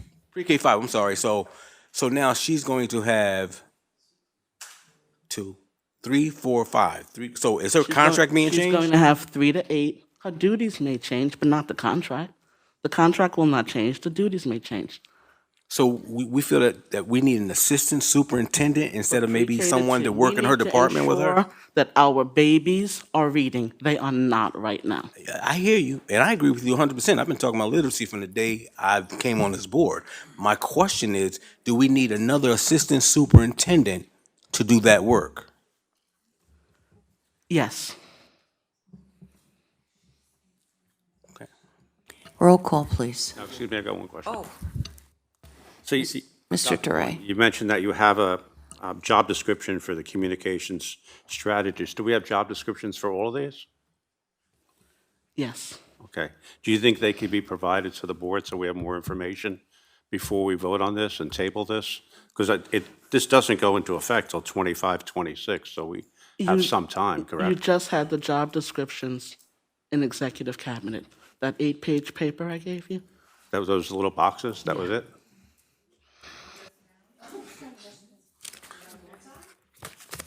They've been provided the last 3 meetings. Mr. Bergarelli. Thank you. The assistant superintendent for pre-K to 2. How will that change the current contracts and job descriptions of the 2 other superintendents or curriculum, C&I, that we already have? Can we just change on the fly what they do, their job descriptions, their contracts like that? Their contracts will not change. But if you're taking away responsibilities from one of our superintendents, isn't that a change? They will also be given more responsibilities based on the needs of the district. We right now are a failing district. We understand all unfortunately. that, but what I'm talking about is Please don't- you ask- contractually. Okay. Please, I'm just talking about contractually, because that was my question, because we already established the part that we definitely, more work, more help, more eyeballs, all that good stuff. But contractually is what I'm asking about. Legal ramifications and such. Maybe the lawyer can answer that. There will be no change in the contract. Mr. Howard. This question is for David, Mr. Shaw. How is that done? Can you help me out? Can you give me the legal aspect of that from a contractual standpoint? If you're hired with a job description, what your job duties are, responsibilities, you can take responsibilities away? Yes, you can change job descriptions unless the job description is a feature of the contract and is static. So there can be changes in job duties. You just cannot change the character of a position by more than 50%. So how do you not change when someone is K5 and you're taking responsibilities of K2 of the K5, how is that not taking away the responsibilities or the job that person is doing? Well, K-1-2. Right. Pre-K 1, 2. Pre-K 1, 2, 3, 4, 5. That's roughly equal. And the question is, are there other duties that keep it similar?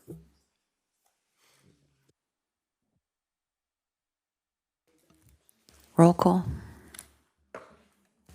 Ms. Mackenzie Boucher. Yes. Ms. Victoria Boucher. Yes. Mr. Bergarelli. No. Mr. DeRay. No. Mr. Howard. No. Ms. Politi. No. Mr. Stewart. Yes. Ms. Christine Bello. Yes. Ms. Thomasina Bello. Yes. That motion passes.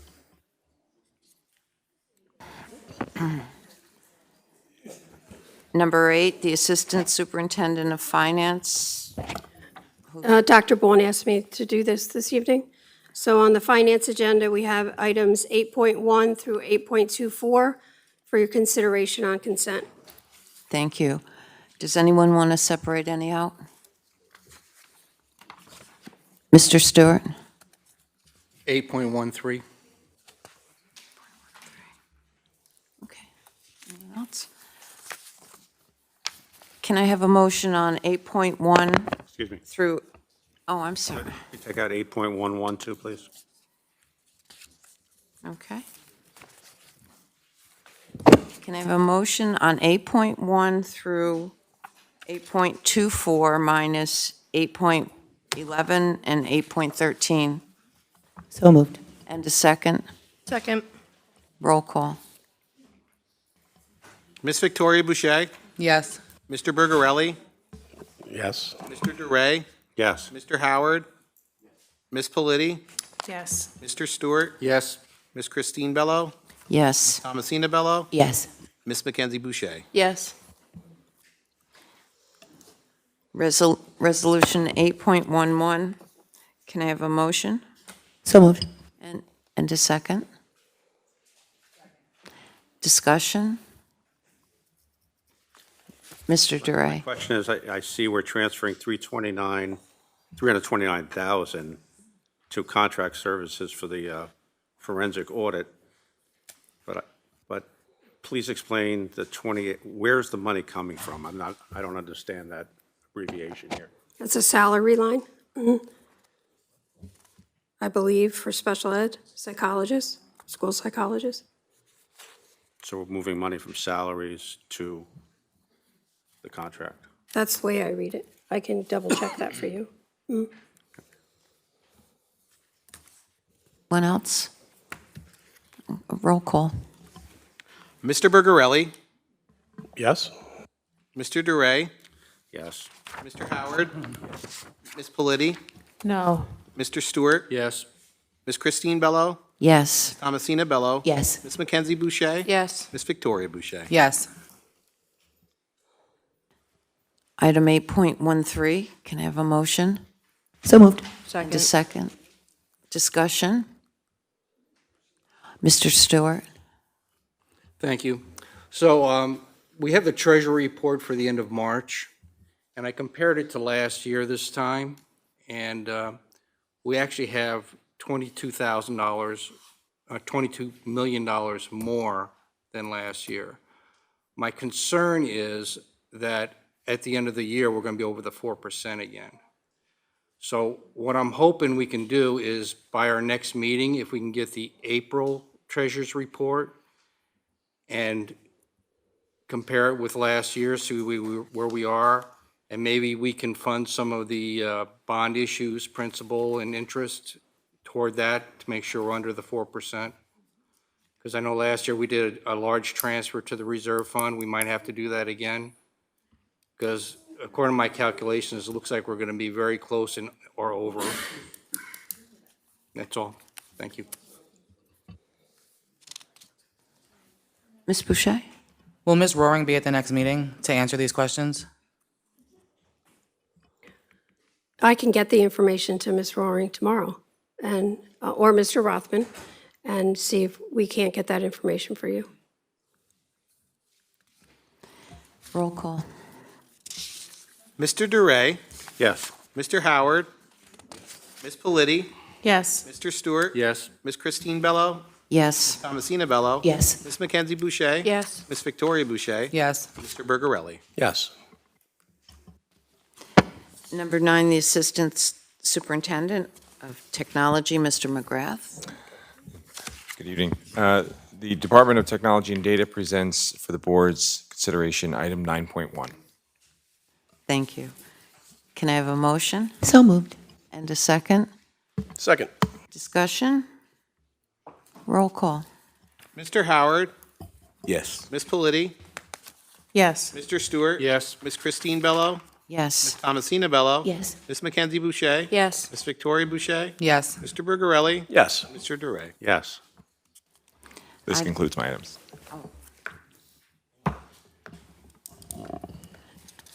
Item 10, Assistant Superintendent, Curriculum and Instruction, Elementary, Dr. O'Grady. Thank you. The Division of Curriculum and Instruction, Elementary, presents items 10.1 through 10.3 for your consent. Does anyone want to separate any out? Nope. Okay, roll call. Yes. So moved. Motion. Can I have a motion So moved. and a second? Second. Roll call.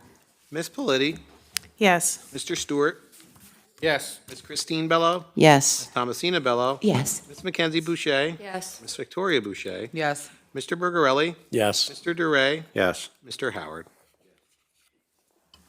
That concludes my items. Thank you. You're welcome. Thank you. Okay.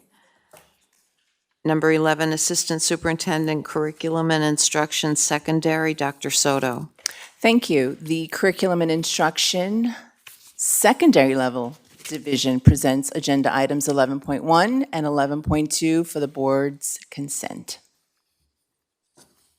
Does anyone want to separate any of them? Okay, can I have a motion for 11.1 and 11.2 on consent? And a second. Second. Roll call. Mr. Stewart, Yes. Ms. Christine Bello, Yes. Thomasina Bello. Yes. Ms. Mackenzie Boucher. Yes. Ms. Victoria Boucher. Yes. Mr. Bergarelli. Yes. Mr. Duray. Yes. Mr. Howard. Ms. Politi. Yes. Thank you. That concludes my items for this evening. Number 12, Assistant Superintendent of Exceptional Learners, Mr. Bear.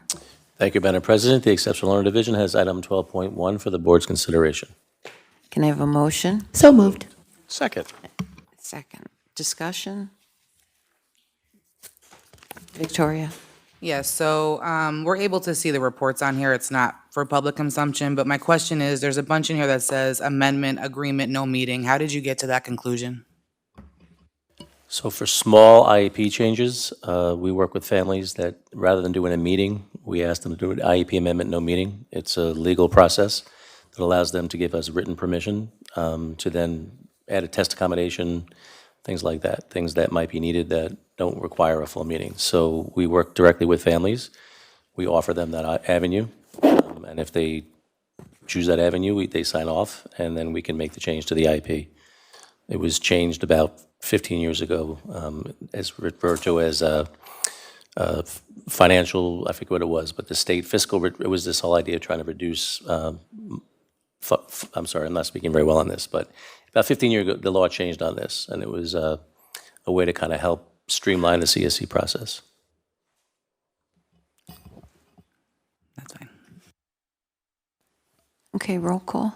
Ms. Christine Bello. Yes. Thomasina Bello. Yes. Ms. Mackenzie Boucher. Yes. Ms. Victoria Boucher. Yes. Mr. Bergarelli. Yes. Mr. Duray. Yes. Mr. Howard. Ms. Politi. Yes. Mr. Stewart. Yes. Thank you. That concludes my items.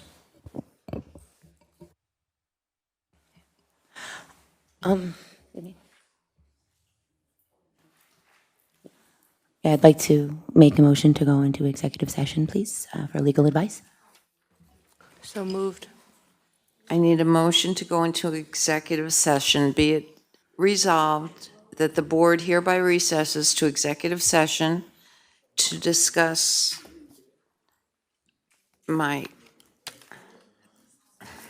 it is.